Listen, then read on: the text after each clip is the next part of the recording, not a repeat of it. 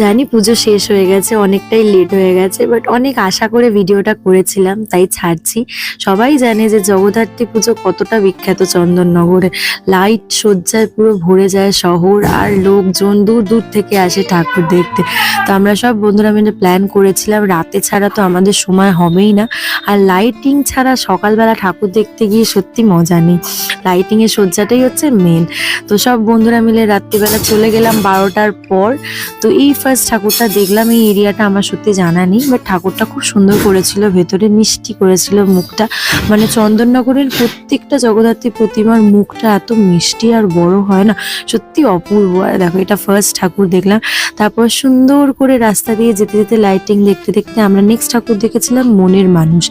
এই প্যান্ডেলটা আমার ওয়ান অফ দ্য ফেভারিট লেগেছে, বেস্ট প্যান্ডেল। মানে অনেকটা জায়গা জুড়ে করেছে, এখানে বাউল সঙ্গীত, তারপর নানান রকম ইনস্ট্রুমেন্ট বাজানোর, বীণা, ঢোল, এইসব ছোট ছোট করে এক একটা জায়গায় রাখা ছিল। এখানে অনেকগুলো ফটো তুলেছি, অনেকটা এরিয়া জুড়ে প্যান্ডেলটা করেছে। আমার খুব ভালো লেগেছে। এখানে বাউল গানের এক একটা শ্লোক লেখা ছিল, আর এখানে দেখো ও হাত দিয়ে ক্যামেরাটাকে গার্ড করে দিচ্ছে। আমি জিজ্ঞাসা করছি এখন ওকে, এটা কে রে, কোনো বাউল গায়ক হবে? ও বলছে যে আমি চিনি না। আর এখানে এগিয়ে গিয়ে দেখো ভেতরে ঢুকছি। খুব বড় আর সুন্দর ছিল প্যান্ডেলটা। তোমরা এই প্যান্ডেলটা দেখেছো নাকি কমেন্টে জানিও। বেরিয়ে দেখো এখানে ডাক কি হয়, হ্যাঁ এটা ডাক। ডাকের সাথে আমরা সবাই ফটো তুললাম। দেন তারপর ওকে একটু বিরক্ত করতে করতে এগোতে থাকলাম আগের দিকে।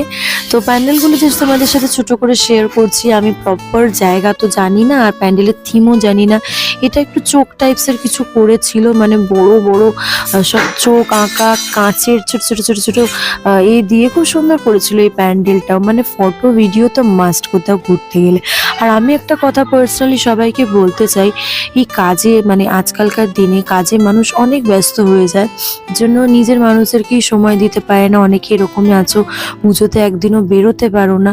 তো আমি তাদেরকে একটাই কথা বলতে চাই, যে একটু সময় বের করে ঘুরে আসা, বা নিজের মানে নিজের কাছে নিজেকে প্রায়োরিটি দেওয়াটা খুব দরকার। আর এখানে দেখো এই মাঠের এখানে প্যান্ডেলটা, আঘোরি নাচ প্রচুর ভাইরাল হয়েছে।